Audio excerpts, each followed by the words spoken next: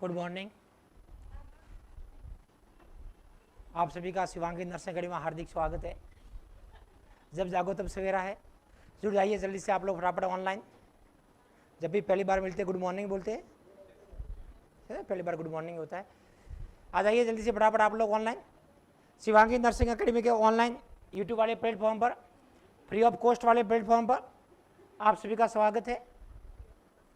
इंतजार करने वाले इंतजार की घड़ियाँ समाप्त हो चुकी है। आज का टॉपिक अपना ET tube and tracheostomy tube के एमसीक्यू प्लस साथ में कुछ बेसिक थ्योरी भी पढ़ेंगे। साथ में अपना एक लोगो बनाया कि पेशेंट को इंट्यूबेट या मरीज को इंट्यूबेट कैसे करें।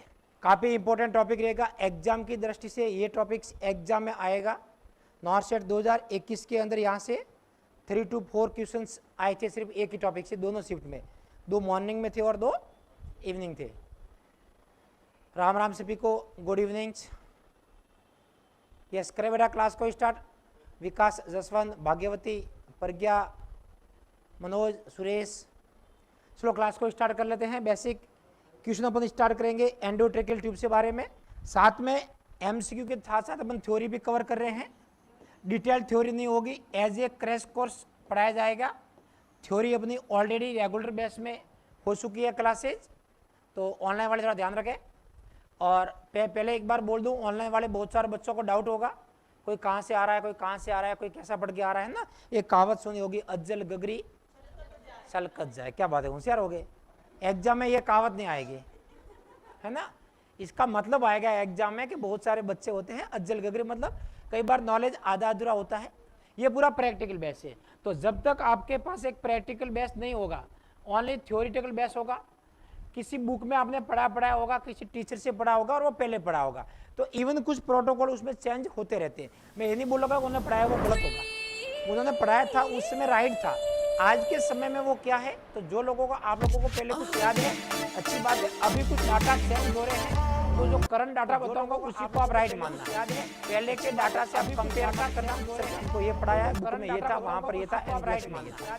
अभी का लेटेस्ट डाटा एनएबीएस डब्ल्यूएस को अकॉर्डिंग जो एम्स मानता है वही राइट होगा, ठीक है। पहला क्वेश्चन आपके सामने है, क्या बोल रहा है, a client has recently return from having. पहला क्वेश्चन आपके सामने थायरेटॉमी। कई बार एग्जाम में ये भी मोस्ट इंपोर्टेंट पॉइंट्स नोट करने होते हैं। क्वेश्चन क्या बोल रहा है एग्जाम में, ये पेशेंट को अभी जस्ट बात कर रहा है, रिसेंटली रिटर्न्स, मतलब ओटी हुई होगी, कौन सी ओटी हुई है पेशेंट को अभी, थायराइडेक्टोमी, थायराइड को रिमूव किया और अभी जस्ट आया है। मतलब आने के बाद पेशेंट अमूमन सेडेशन में होता है। After post of, after sedation patient को इंट्यूबेट कैसे है, ईटी ट्यूब लगाते हैं। ध्यान देना, ये आजकल ईटी ट्यूब भी पुराना ट्रेंड हो गया। मैं पहले बता रहा हूं इंट्यूबेट कैसे है। आजकल ईटी ट्यूब भी मैं मानता हूं कि पुराना ट्रेंड है कि आफ्टर पोस्ट ऑफ, कोई पेशेंट को पोस्ट ऑफ है, पोस्ट ऑफ के बाद सेडेशन होता है, पुराना ट्रेंड है, सेडेटिव देते हैं पेशेंट को स्टॉप, उसके बाद ब्रीथिंग डिफिकल्टी होती है, सेरेब्रल ब्लॉकेज होता है, उसको ठीक करने के लिए बस ईटी लगाते हैं। लेकिन आजकल उसी की जगह एलएमए ने ले ली है। ब्लॉकेज होता है, इसने लिए एलएमए, या उसको बोलते हैं आईजेल, या उसको बोलते हैं और आता है बस का मास्क, इसने लिए यही कहता है कॉम्बी ट्यूब, आईजेल, या उसको बोलते हैं और आता है। ये जो वर्ड होते हैं ये आपके सुप्राग्लोटिक डिवाइस नाम से जानते हैं, उन्होंने उसकी जगह ले ली है। तो ईटी एक पुराना ट्रेंड हो चुका है, ये मानिए। यस, चलो क्लास कंटिन्यू स्टार्ट। आवाज सही हो गई है। यस, तो ईटी ट्यूब की जगह आजकल एलएमए, आईजेल, बस का मास्क और कॉम्बी ट्यूब ने जगह ले ली है। यस, ये बोल रहा है पेशेंट जस्ट आया है, the nurse should keep which of the following at the bed side. Bed side पे कौन कौन से इक्विपमेंट पेशेंट यहाँ पर रखे जाएंगे। यहाँ पर तो पहला क्या बोल रहा है, क्या ट्रेकियोस्टोमी सेट रखेंगे, पैडेड टंग ब्लेड रखेंगे, एंडोट्रेकियल ट्यूब रखेंगे, कि पेशेंट को एयरवे रखेंगे, ठीक है ना। अब इसमें जो प्रायोरिटी वाली बात आती है यहाँ पर कि एरिया कौन सा इन्वॉल्व किया है सर, थायराइड इन्वॉल्व किया है। तो जब थायराइड इन्वॉल्व किया है तो यहाँ से बेटा ईटी ट्यूब पॉसिबल होती नहीं है। ईटी ट्यूब पॉसिबल नहीं होगी क्योंकि थायराइड वाले एरिया से नीचे ट्रेकिया आता है, यहाँ पर एक ग्लैंड होती है, इस टाइप की कुछ होती है, उसको बोलते हैं थायराइड्स। तो थायराइड से ईटी आपकी पॉसिबल होगी नहीं, तो आपका ईटी एंडोट्रेकियल ट्यूब का जो सेट होगा वो आपके आंसर में आएगा नहीं। तो यहाँ से सीधा सा बात है कि इमरजेंसी इक्विपमेंट की हमेशा आपको एक ट्रेकियोस्टोमी ट्यूब्स तैयार रखनी पड़ेगी। तो क्वेश्चन के अंदर आपका आंसर जाएगा सर एक ट्रेकियोस्टोमी सेट, ठीक है ना। अब कई बार जब ट्रेकियोस्टोमी सेट अपन प्रिपेयर करते हैं, ठीक है ना, तो टीटी प्रिपेयर करते समय आपको कौन सी टीटी लेनी है, तो कुछ मेंशन बात नहीं किया है, सिर्फ एडल्ट मानेंगे। सर एडल्ट की टीटी कॉमनली 8 mm की लेंगे अपन, और साथ में जब अपन सेट तैयारी कर रहे हैं एक ट्रेकियोस्टोमी सेट, तो इसी ट्रेकियोस्टोमी सेट का मतलब सिंगल टीटी नहीं होती है, सेट का मतलब 2 होता है, ठीक है ना, 2 को सेट बोलेंगे। सर एक तो 8 mm की जो एग्जैक्ट होगी वही होगी, साथ में अपन एक और लेंगे, कौन सी लेंगे, 7.5 या 8.5, एक नंबर नीचे आएंगे। सर 7.5 mm एक और ले लेंगे सेफ्टी के तौर पे, अगर 8 पॉसिबल नहीं है 7.5 लगाएंगे।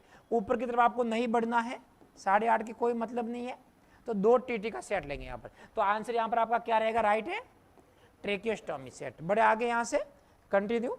नेक्स्ट एक स्ट्रक्चर दिख रही है आपको, एंडोट्रेकियल्स की ट्यूब है, कुछ पार्ट होते हैं बेसिकली, इस वाले पार्ट को अपन क्या बोलते हैं, कनेक्टर बोला गया है। इस कनेक्टर की एक क्वेश्चन आ सकता है, सर उसकी साइज कितनी होती है, फिक्स साइज है, ऑलवेज 15 mm होता है। सर कनेक्टर में क्या क्या यहाँ पर डिवाइस अटैच हो सकते हैं, उस डिवाइस के लिस्ट के नाम है। सबसे पहले अपन लगाते हैं वेंटी सर्किट, यहाँ पर लगता है। वेंटी सर्किट के अलावा और क्या लग सकता है, सर एम्बू बैग यहाँ से लगता है। एम्बू बैग के अलावा और क्या लगा सकते हैं, यहाँ से बयान सर्किट लगा सकते हैं।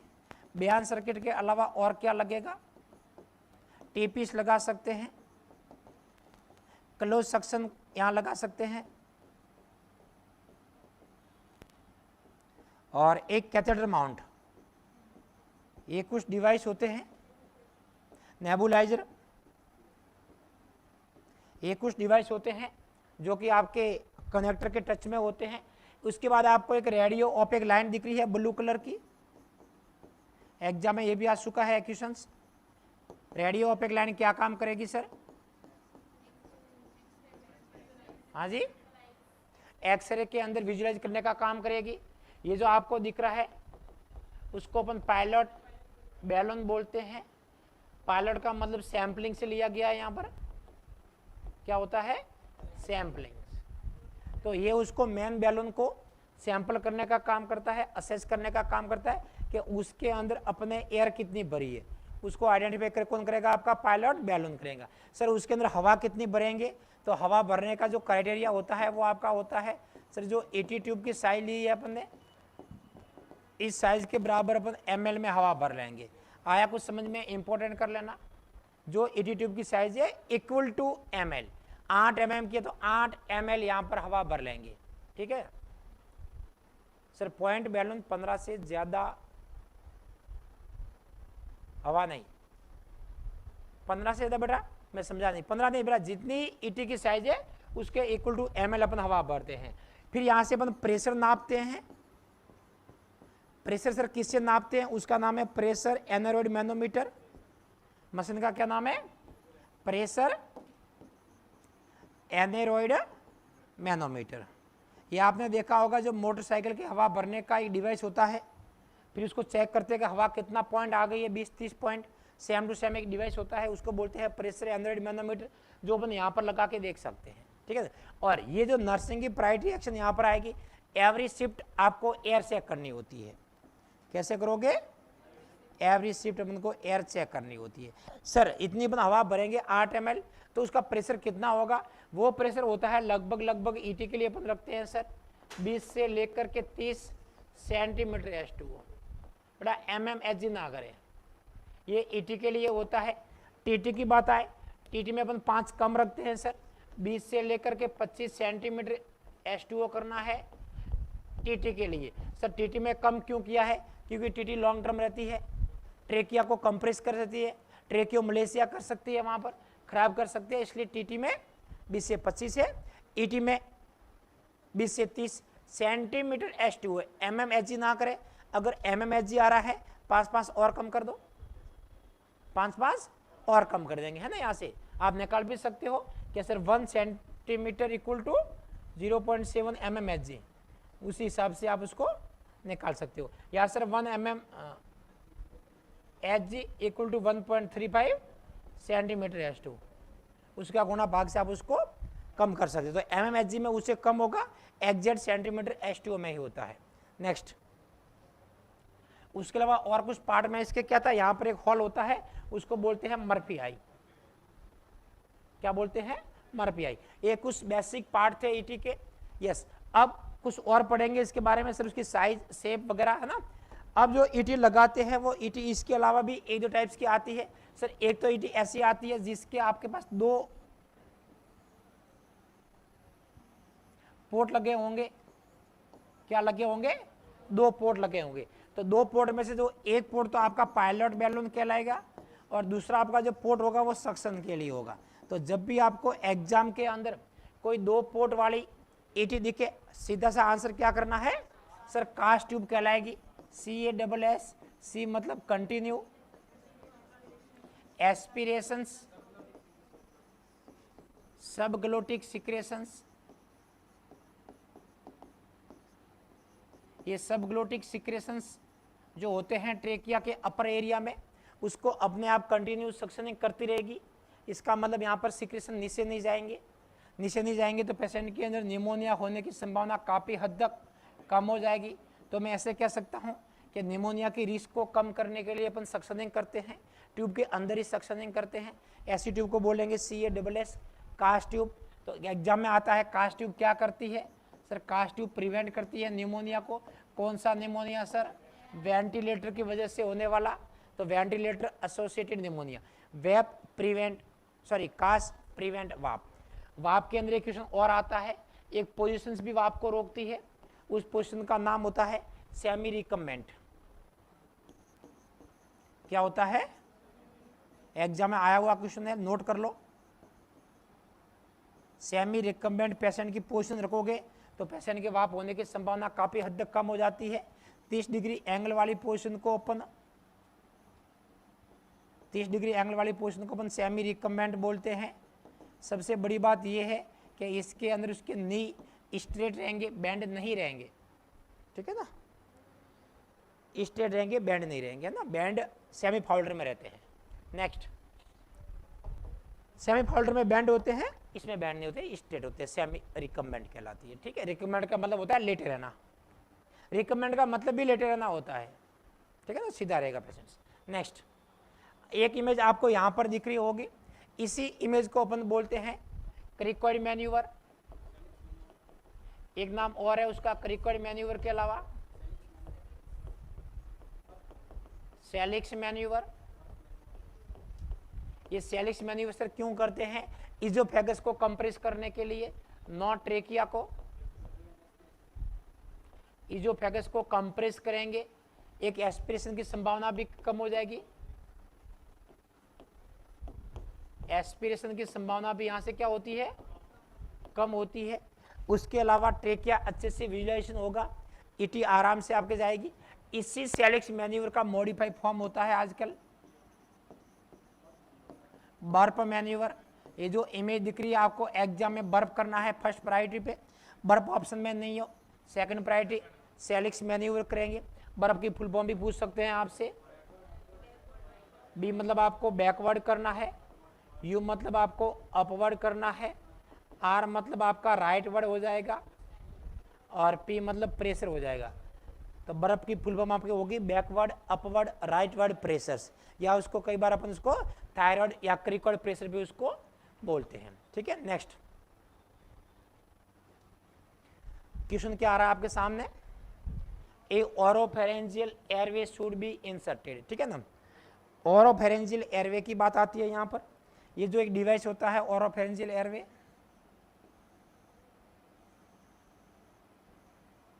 इस टाइप का डिवाइस एक बार देखता हूं अगर मेरे पास पिक है तो। Yes, it is known as the oropharyngeal airway. ठीक है ना, कॉमनली ओरोफेरेंजियल एयरवे को अपन गुडेल एयरवे नाम से जानते हैं। नॉरसेट 2020 की इमेज आई थी, यही इमेज आई थी जो आपको रेड कलर दिख रहा है 4 नंबर की, जो मोस्ट कॉमन एडल्ट के लिए यूज में काम आती है। तो ओरोफेरेंजियल एयरवे इसको बोल दो, या उसको गुडेल एयरवे नाम से भी जानते हैं। सर गुडेल एयरवे क्यों लगाते हैं? तो उसका मेन कारण देखिए, गुडेल एयरवे सर पेशेंट को ट्यूब बाइट करने से रोकता है। यह हार्ड प्लास्टिक का बनता है,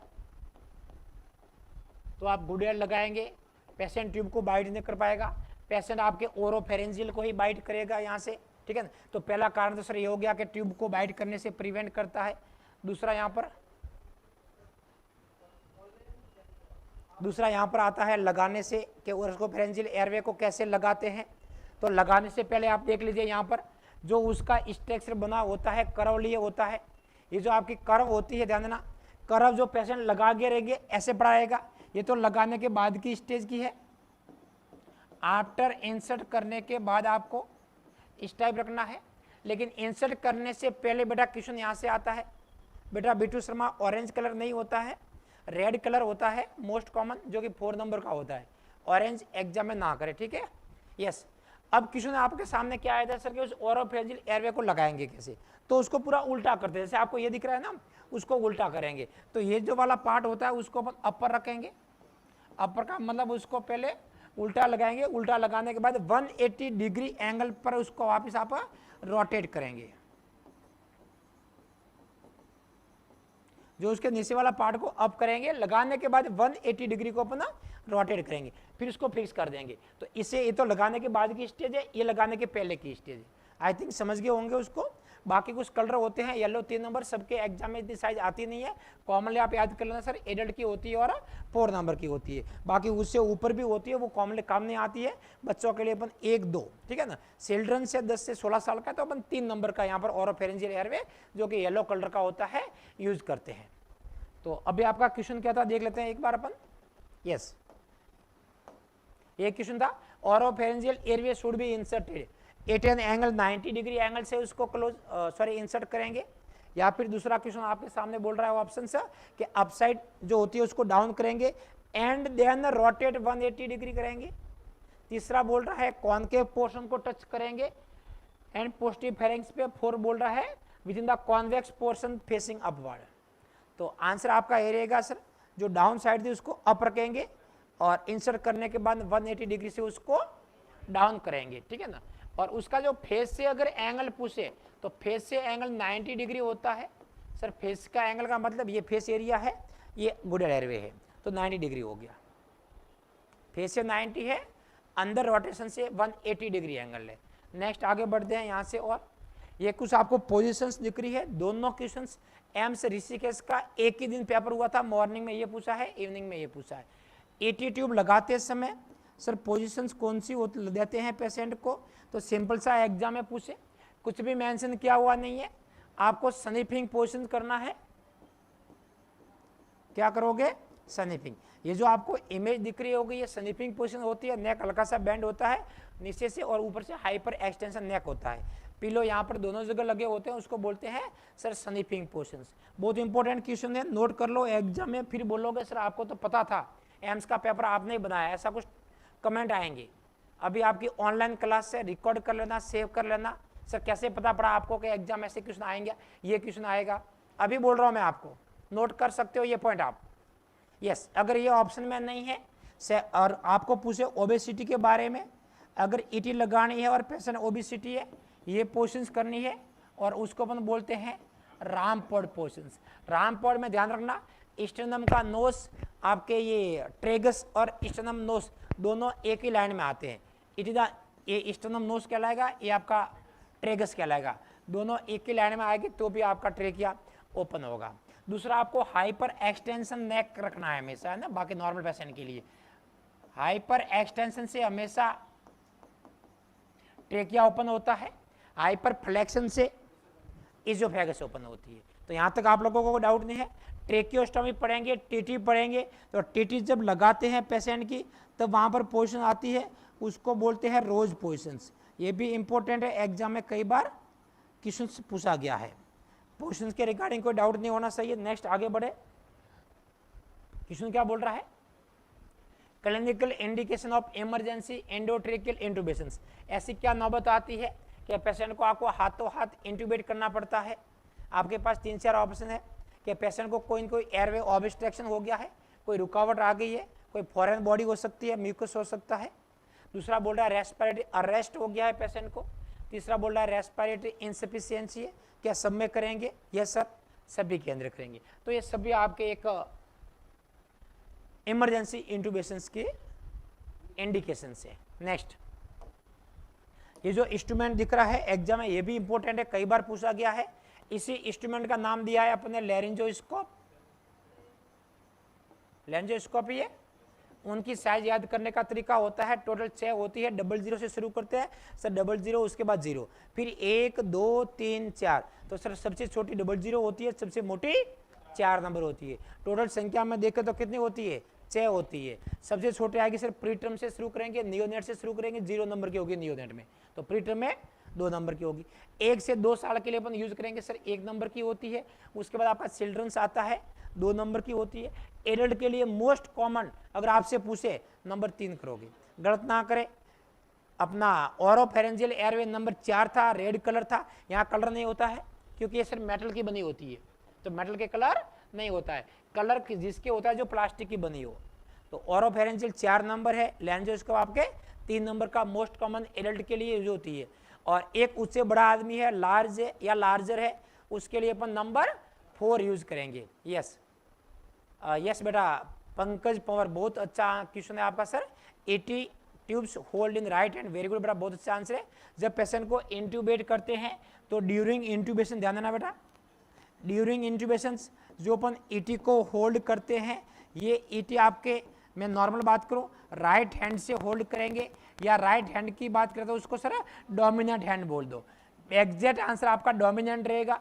एग्जाम में दोनों आएंगे, राइट हैंड या डोमिनेंट हैंड, आंसर डोमिनेंट करोगे। डोमिनेंट नहीं है तब राइट करेंगे, क्योंकि राइट लेफ्ट चेंज हो सकता है, डोमिनेंट चेंज नहीं होता है। ठीक है, जिस हाथ से काम करते हैं उससे आपको ईटी पकड़नी है, जिस हाथ से काम नहीं करते हैं नॉन डोमिनेंट। अगर नॉर्मली इंडिया में नॉन डोमिनेंट आपके लेफ्ट हैंड होता है, तो आपको लेफ्ट हैंड से लैरिंजोस्कोप होल्ड करना है, गलत नहीं करोगे। राइट हैंड से ईटी पकड़नी है, लेफ्ट हैंड से लैरिंजोस्कोप करना है, और जो टाइम ड्यूरेशन होगा वो आपका 45 सेकंड होगा। हाँ जी हाँ, मैं 45 सेकंड बोल रहा हूँ, मिनट ना करें। इंट्यूबेशन का पूरा प्रोसेस आपके पौने मिनट के अंदर पूरा कर देना चाहिए। टीटी ट्यूब लगाने को अपन जब ईटी ट्यूब लगाते हैं, इंसर्ट करते हैं, इस टर्म को क्या बोलते हैं, यहाँ पर इंट्यूबेशन बोलेंगे, इंट्यूबेशन बोलेंगे। ईटी ट्यूब को रिमूव करना एक्सट्यूबेशन कहलाएगा। इसी प्रकार का टीटी की बात आती है, टीटी को लगाना, इंसर्ट करना, ट्रेकियोस्टोमी कहलाएगा, ट्रेकियोस्टोमी कहलाएगा। टीटी को रिमूव करना, एग्जाम में कई बार पूछा गया जाने वाला क्वेश्चन से, डी कैनुलेशन बोलेंगे, decannulation, not decannulizations, only decannulation बोलेंगे उसको। ये कुछ टर्म है, ईटी ट्यूब लगाना, इंट्यूबेशंस, निकालना एक्सट्यूबेशंस। टीटी ट्यूब लगाना ट्रेकियोस्टोमी, टीटी ट्यूब को निकालना डी कैनुलेशंस। ठीक है ना, यस, यहाँ तक पॉइंट कोई डाउट नहीं। यस, अपन साइज के बारे में पढ़ रहे थे, 4 साइज पढ़ ली थी अपन। उसके बाद जो ब्लेड की बात आती है, आपको 2 टाइप की इमेज दिख रही होगी सर, एक तो सीधा होता है, शायद इमेज दिख रही होगी ऑनलाइन वालों को, ऑल इज क्लियर है ना। जो स्ट्रेट दिख रहा है उसको सर बोलते हैं स्ट्रेट लैरिंजोस्कोप, स्ट्रेट, या स्ट्रेट का सेकंड आपका होता है मिलर, क्या होता है, मिलर। दूसरा आपको जो कर्व लिए होता है उसको या तो कर्व्ड लैरिंजोस्कोप बोल दो, कर्व मतलब ये ब्लेड होती है ना, ये ब्लेड का नाम है कर्व ब्लेड, या उसको बोलते हैं मैकिन्टोश। कंफ्यूज नहीं हो गए, कर्व को मैकिन्टोश। याद करने का तरीका सीएम याद कर लो, चीफ मिनिस्टर, मुख्यमंत्री साहब बड़े टेढ़े होते हैं ना सीएम साहब, तो कर्व मतलब मैकिन्टोश टेढ़ी होती है, याद हो जाएगा आपका। यहाँ पर दूसरी स्ट्रेट होती है, उसको सीधी होती है।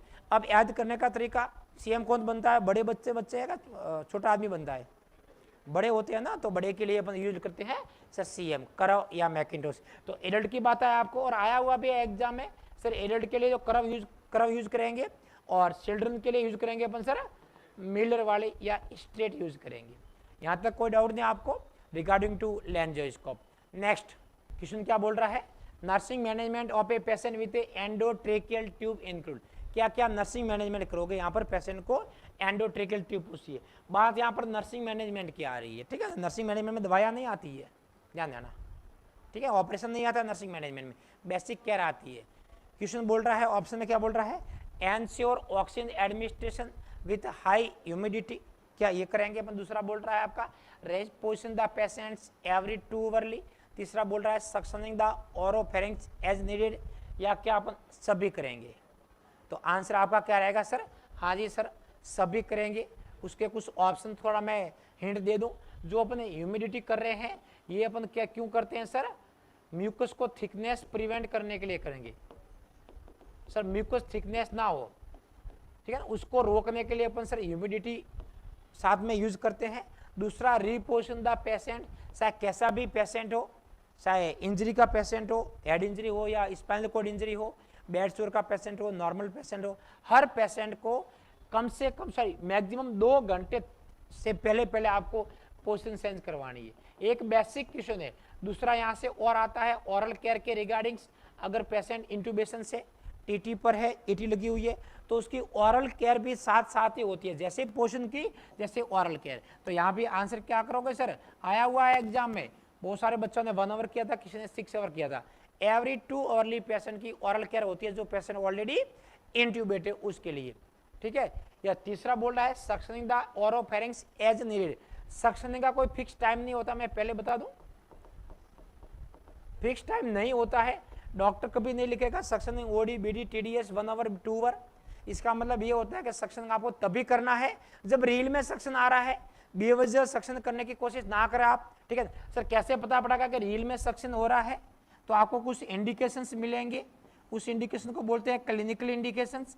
सर कौन कौन से क्लिनिकल इंडिकेशंस होते हैं, तो आपको पहली बात तो ये करेगा, या तो आपकी आंखें देखेगी तो उसका मतलब बोलेंगे सर विजिबल सिक्रेशंस हो, विजिबल सिक्रेशन है तो ही आपको करना है, या विजिबल के बाद ऑडिबल सिक्रेशन है, आपको दिख नहीं रहे लेकिन आप सुन रहे हो तो ही आपको सिक्रेशन करना है, या पेशेंट को रेस्टलेसनेस हो रहा है तो आपको करना है, या पेशेंट हाइपोक्सिया में जा रहा है तो करना है, या पेशेंट का सैचुरेशन कम हो रहा है तो करना है। इसके अलावा कोई कंडीशन में आपको सक्शनिंग नहीं करना है।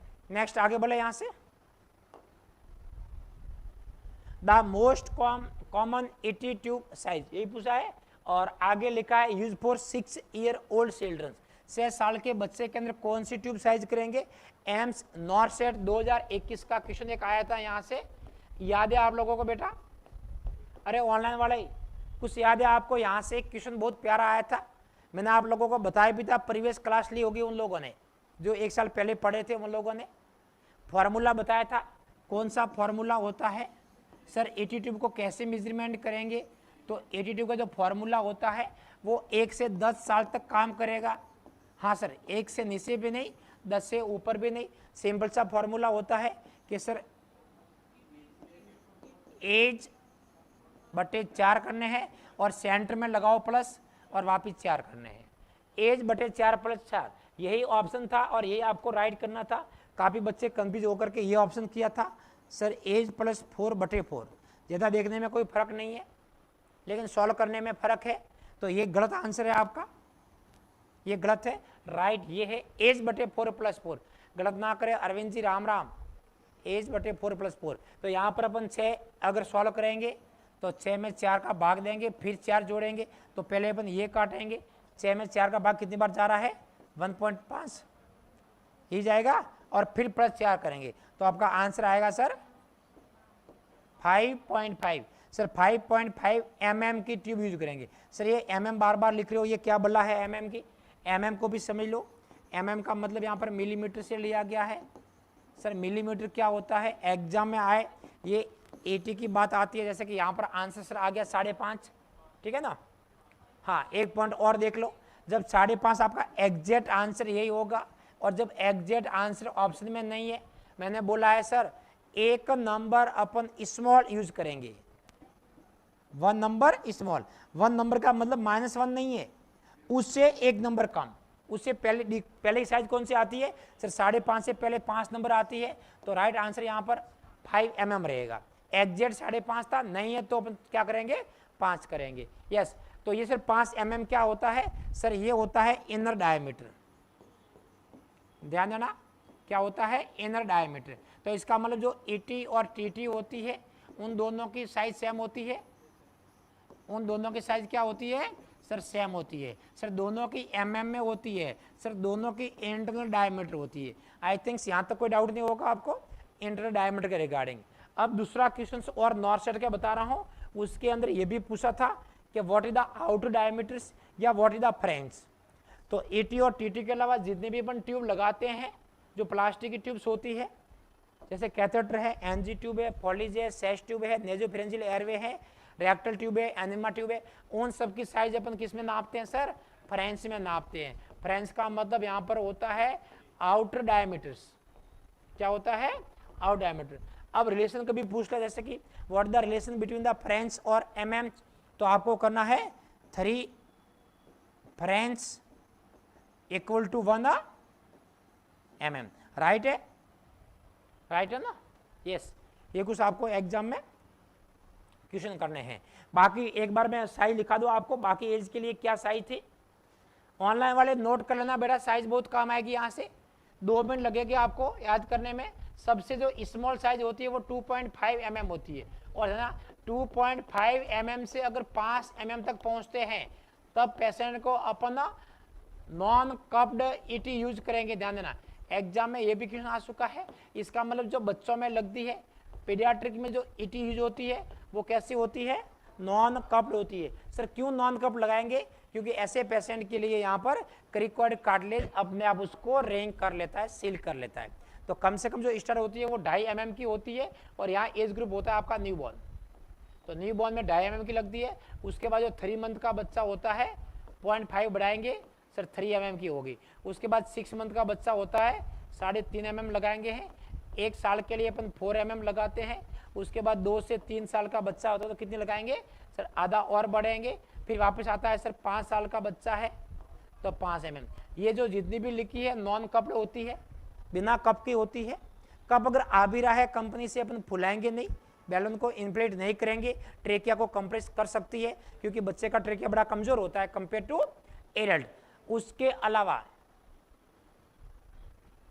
6 साल का बच्चा है, अभी अपने पढ़ा सर 5.5, देख लो 5.5 से आंसर आया था, 5.5 नहीं था तब मैंने जाकर के 5 किया था, 1 नंबर कम की थी। उसके बाद अगर 8 साल की बात करें तो 8 साल में अपन 6 mm की यूज करेंगे।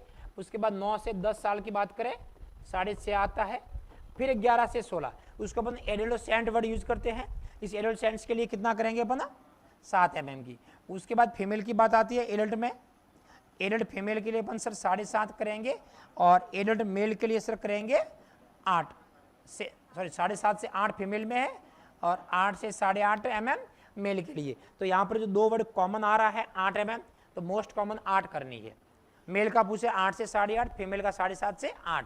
आई थिंक यहाँ पर कोई डाउट नहीं होगा आपको। और उसके बाद कोई लार्ज है तो अपन 9 तक पहुँच सकते हैं या 10 तक पहुँच सकते हैं लार्ज आदमी के लिए। हालांकि एग्जाम में लार्ज इंपॉर्टेंट नहीं है, मैक्सिमम यहाँ और उससे नीचे ही पूछेंगे, आपसे पूछा गया तो ठीक है। अब यहाँ से दूसरी साइज याद करने का तरीका, पूरी फंडामेंटल की ट्यूब अपने यहाँ से याद की थी, नहीं बताने का ये, चलो कोई नहीं है ना, थोड़ा बेसिक हिंट दे लेते हैं। बाकी साइज भी अपन जो पढ़ी थी वो अपने लास्ट क्लास में देख लेना, ठीक है ना, प्रीवियस क्लास में है। या किसी को याद है क्या? याद है तो बोल लो। मोस्ट कॉमन 1.8 mm सेकेंड 7.5, ये बेटा मोस्ट कॉमन 8 mm है, ठीक है, अकेला था जी, ठीक है ना। Next question number 6, Mallampati score. ना ये मालामपति स्कोर एक टाइप ऑफ किसका टाइप है, कोई मुझे बताएगा? Sir Mallampati sir lemon score का टाइप है। कौन से स्कोर का? लेमन। कोई यहाँ पर ऑरेंज ना करे, लेमन की जगह है ना, नींबू को बोलते हैं लेमन्स। यस, लुक का उसका मतलब होता है लुक एक्सटर्नली, ई का मतलब होता है इवेलुएट। क्या इवेलुएट करोगे सर? 3-3-2 रूल होता है एक, ये अपन मैं रेगुलर में सब पढ़ा चुका हूं आपको। LEM, एम का मतलब आपको होता है मालामपति स्कोर। जब हम एटीट्यूब करते हैं तो मालामपति स्कोर चेक करना होता है। अभी पढ़ेंगे सर मालामपति स्कोर। LEMO, ओ का मतलब आपको ऑब्स्ट्रक्शन देखना है कि गले में कोई ऑब्स्ट्रक्शन है या नहीं है, और उसके बाद आपको करना है नेक का मूवमेंट, याद मतलब नेक मोबिलिटी या नेक मूवमेंट्स। ये आपको 5 चीज देखनी है कि ये अगर है तो पेशेंट का इंट्यूबेट इजी है या मुश्किल हो रहा है, ठीक है ना। अब उसमें जो एग्जाम में आता है मालामपति स्कोर, ग्रेड 4 होते हैं सर मालामपति स्कोर 1, 2, 3, 4, ठीक है सर। 1 क्या होता है, पहली सामने आपको इमेज दिख रही है, पूरा गला खुला हुआ दिख रहा है, आपको यूला दिख रहा है। तो जब आपको शॉर्ट प्लेट और यूला दिखे पूरा, तो इसका मतलब मालामपति ग्रेड 1 करना है, सबसे इजी इंटरमीडिएट होता है। उसके बाद आप सेकंड पिक देखोगे, सेकंड ग्रेड के अंदर, उसके अंदर आपको सिर्फ और सिर्फ यूला दिखेगा, सॉफ्ट पैलेट नहीं दिखेगी। यहाँ पर पूरी कंप्लीट देखो सॉफ्ट पैलेट आपको विजिबल नहीं है, ओनली यूला है, ग्रेड 2 देंगे। अगर आपको यूला का सिर्फ बेस दिखे, यहाँ पर ओनली सिर्फ इतना सा बेस, और वो भी किसका बेस सर, यूला का, तो मैं आपको नंबर 3 दूंगा। और आपको कुछ भी ना यूला दिख रहा है ना सॉफ्ट पैलेट दिख रही है, ओनली हार्ड पैलेट दिख रहा है, नंबर 4 यूज करेंगे। तो नंबर 4 में आपका पॉसिबल नहीं होता है, पेशेंट को ट्रेकियोस्टोमी करना पड़ता है। 1 to 3 तक अपन फिर भी इंट्यूबेट कर सकते हैं। यहाँ तक कोई डाउट नहीं आपको? यस। अब क्वेश्चन क्या बोल रहा है आपके सामने, मालामपति स्कोर यूज फॉर किसके लिए करेंगे, ईटीटीटी रिमूवल्स या रिमूवल्स। तो आंसर करेगा सर ईटी ट्यूब इंसर्शन के लिए, type of lemon score. Next क्या बोल रहा है क्वेश्चन पढ़ लीजिएगा।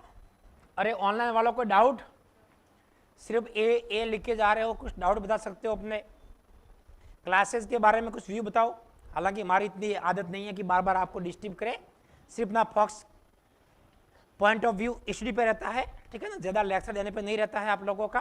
तो अब इसमें बोल देते हैं कि जो आते हैं ना, क्या बोले वो मंडराते हुए, वो तो आगे होंगे स्टार्ट में और सलेगे होंगे। जो रील में पढ़ने वाले होंगे वो अभी तक पढ़ रहे होंगे, और अभी जो पढ़ रहे हैं वो लाइक और क्या क्या बोलते हैं, हाँ आप लोगों को पता है टिकटॉक नहीं, लाइक शेयर और सब्सक्राइब करना ना भूले, ठीक है ना। जो भी अपना रेगुलर आप देख रहे हो बेटा, क्लास अच्छी लगे तो ठीक है ना। तो अभी वही बच्चे हैं मेरे हिसाब से जो जिसको कंटिन्यू क्लास है तो अच्छी लग रही है, या जो पढ़ने के इच्छुक है।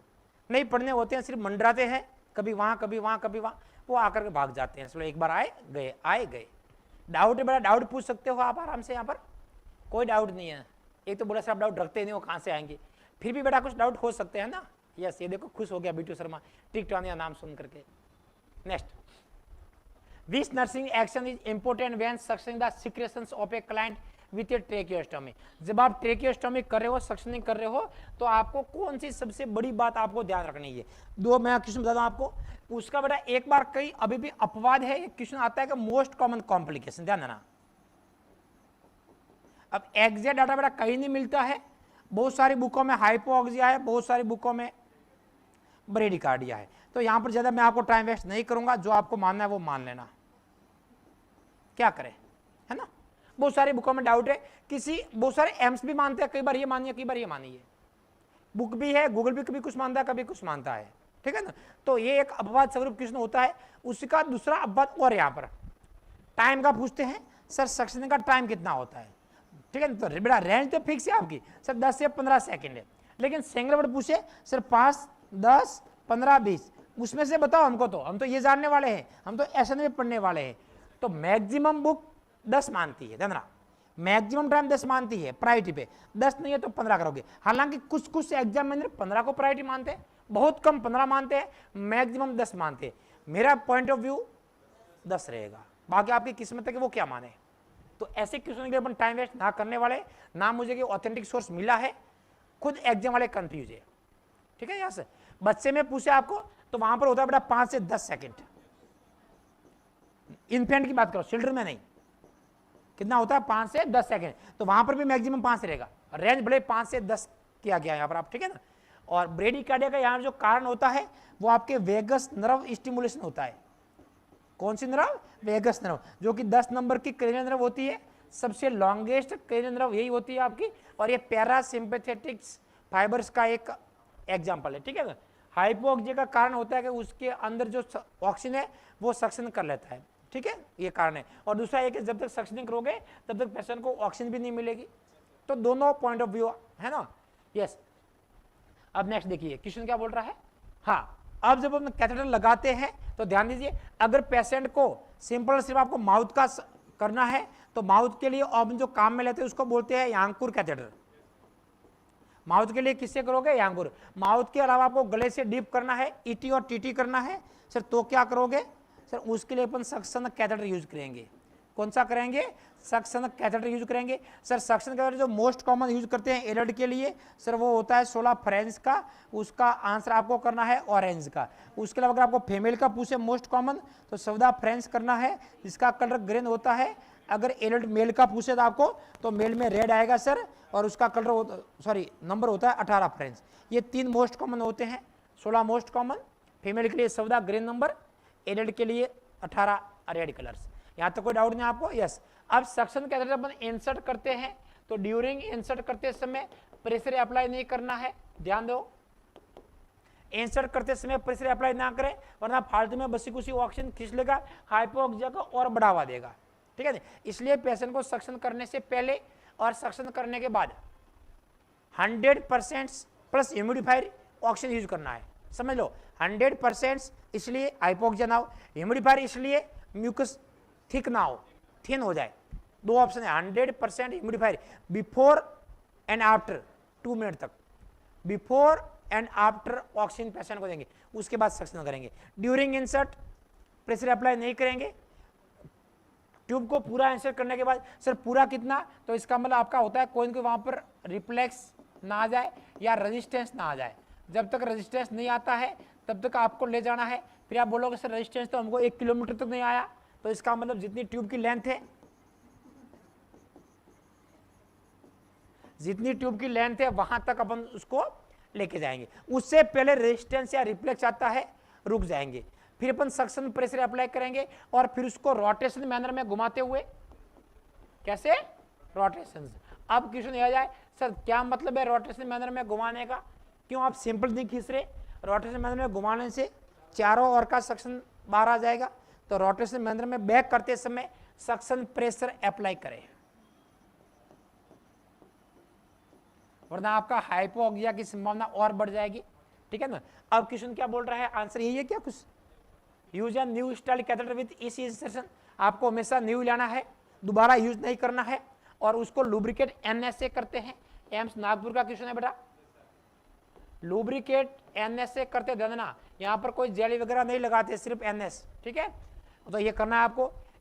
Initiate suction as the catheter is being withdrawals, आपको सक्शन कैथेटर निकालते समय करना है।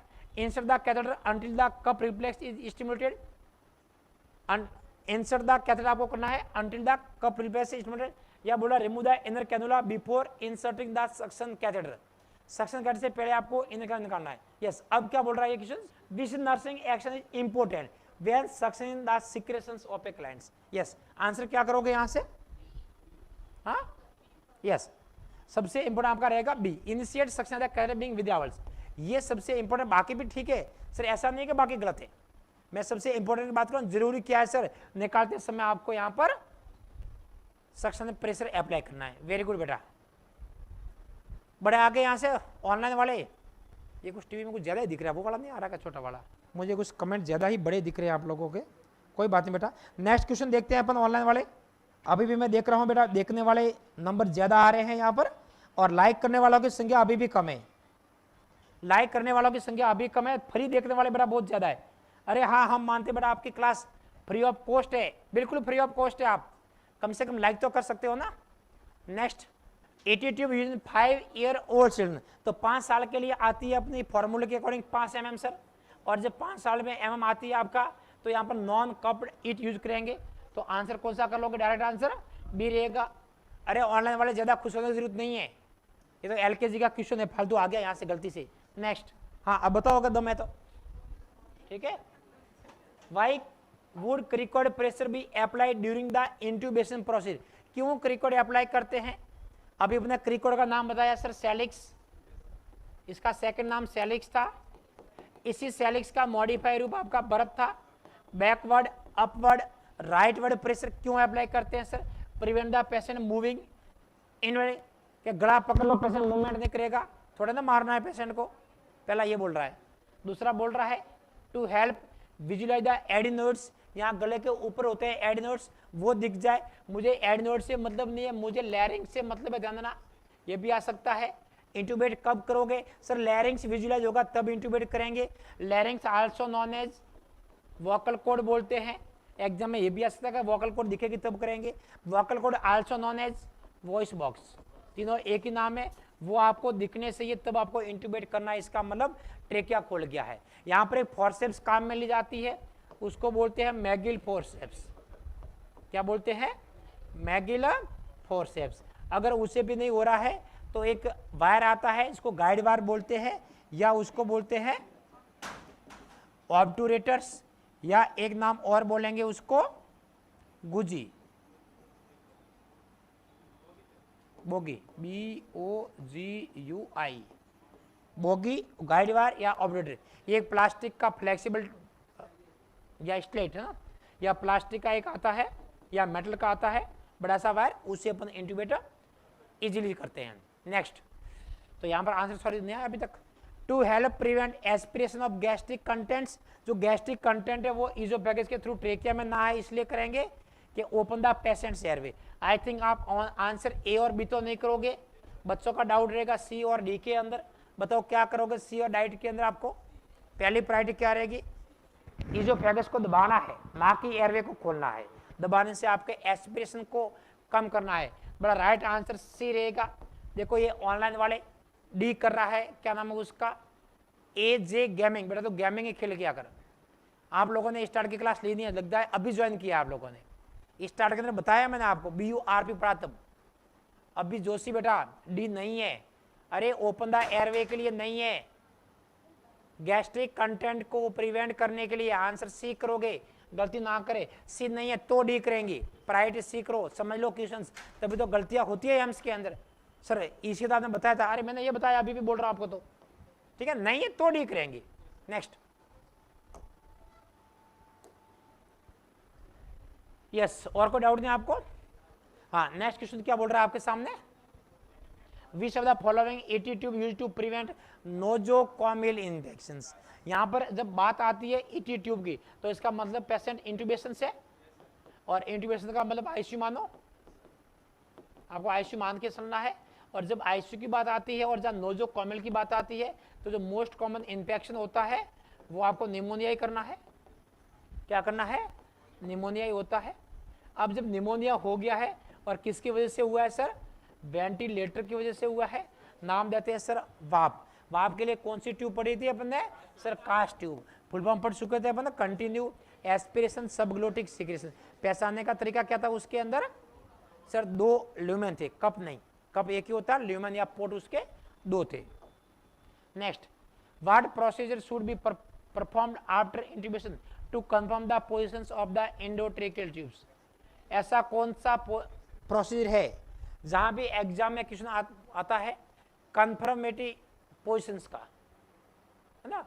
कंफर्म तो 100% कंफर्म आपको कोई भी रेडियोलॉजिकल स्टडी होती है, कोई भी रेडियोलॉजिकल, है ना, एक्सरे हो या USG हो, उससे पता पड़ेगा। तो आंसर क्या करोगे सर? आपको चेस्ट एक्सरे। चेस्ट एक्सरे में क्या दिखेगा? जो आपकी ET ट्यूब है वो कैरेना के जस्ट पास में होगी। सर कैरेना से कितनी ऊपर रखते हैं? तो आपको 1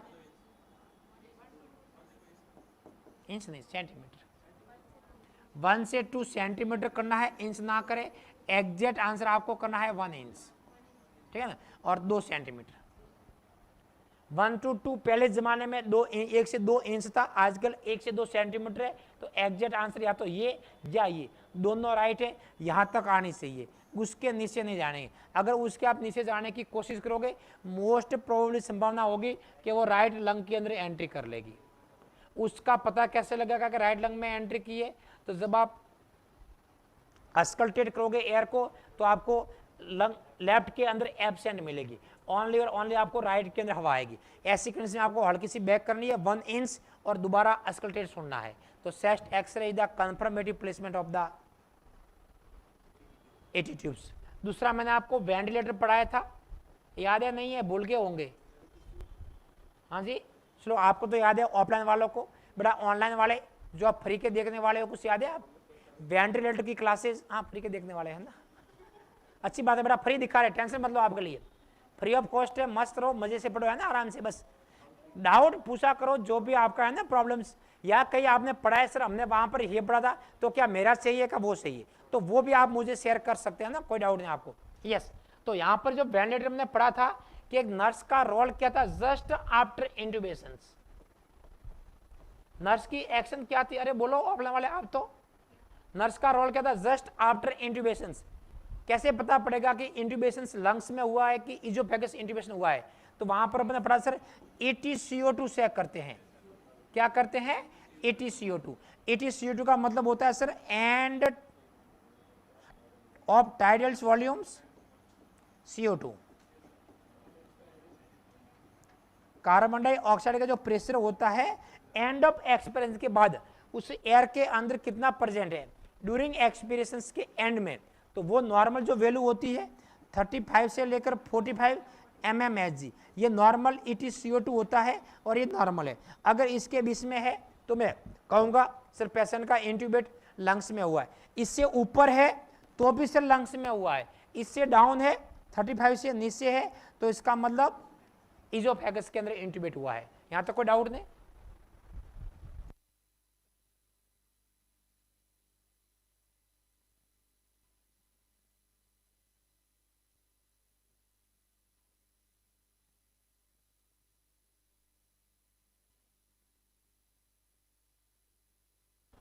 यस, नेक्स्ट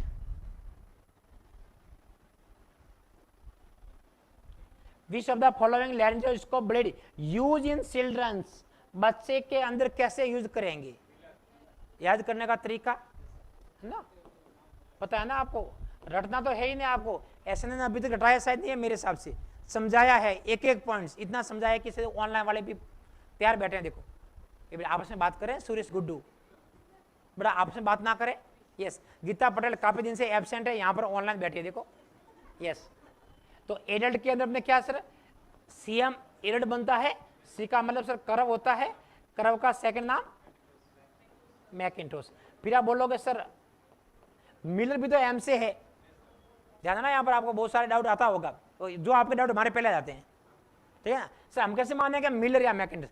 अरे बेटा एडल्ट, अब बड़ा कौन सा होता है, मिलर या मैकिन्टोश? नाम बड़ा कौन सा है?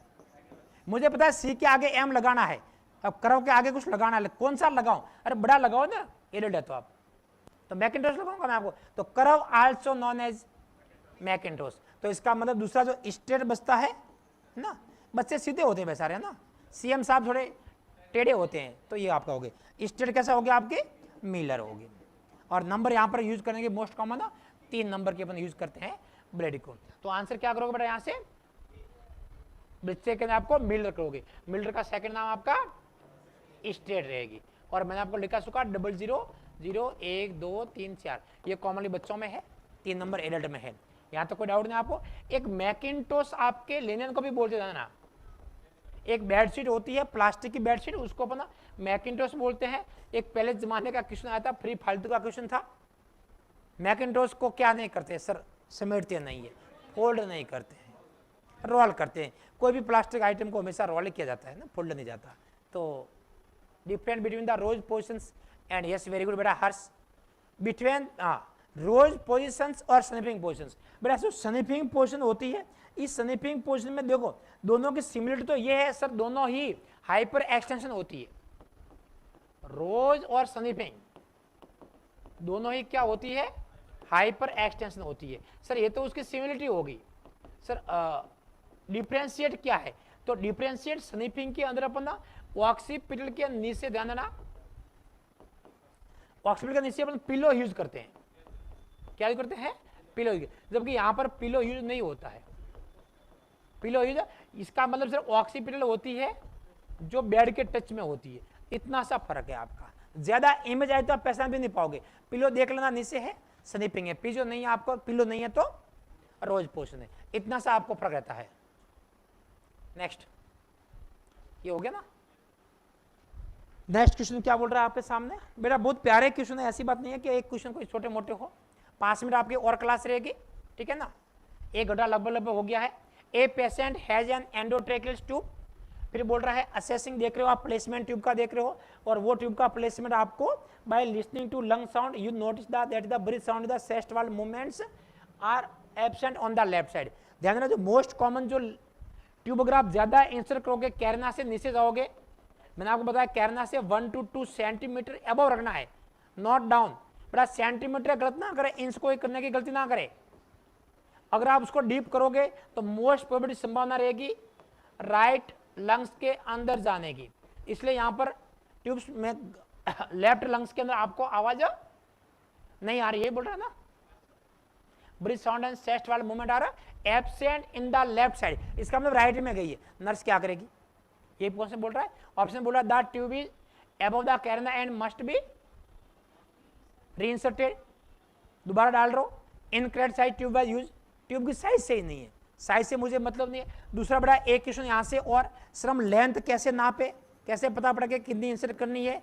तो जो ईटी ट्यूब की साइज है, इसी ईटी ट्यूब की साइज को अपन इंटू 3 से मल्टीप्लाई कर लेंगे।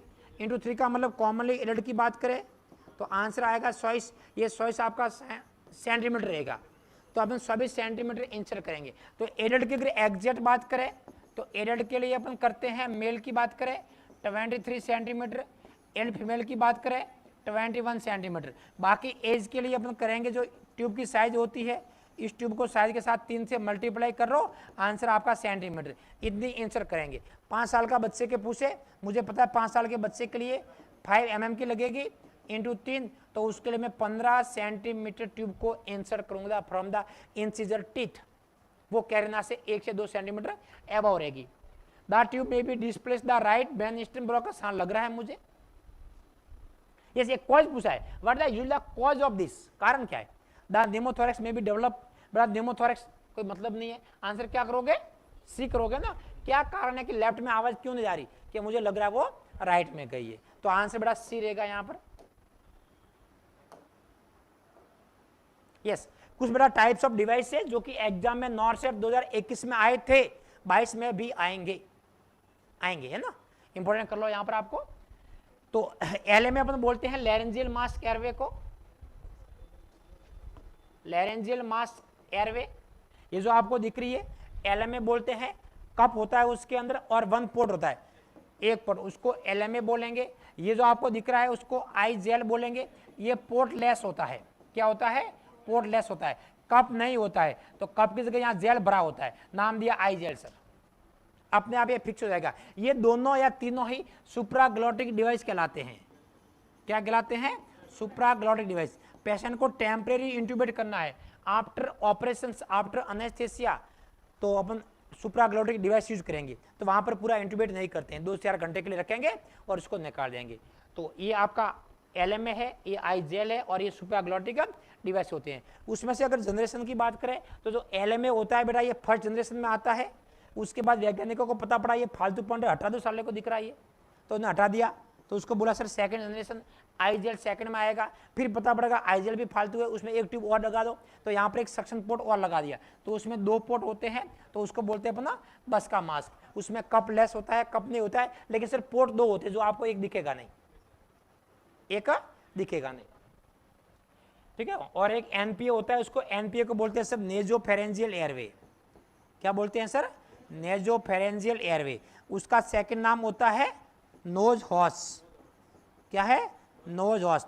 थर्ड नाम और है नेजल ट्रम्पेट, याद रखा करो, ये रटने की चीज है, कोई नहीं सिखाएगा, मैं भी नहीं सिखाऊंगा, उसमें क्या सीखना है, नेजल ट्रम्पेट। उनकी जो मोस्ट कॉमन साइज होती है वो आपको 80x4 करनी है, और आंसर फ्रेंच में आएगा।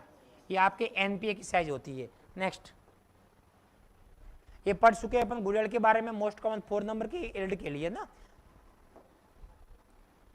ये बस का मास्क भी पढ़ चुके हैं अपन, 3rd जनरेशन का होता है, यहां से ये आंसर की थी, चलो छोड़ो उसको।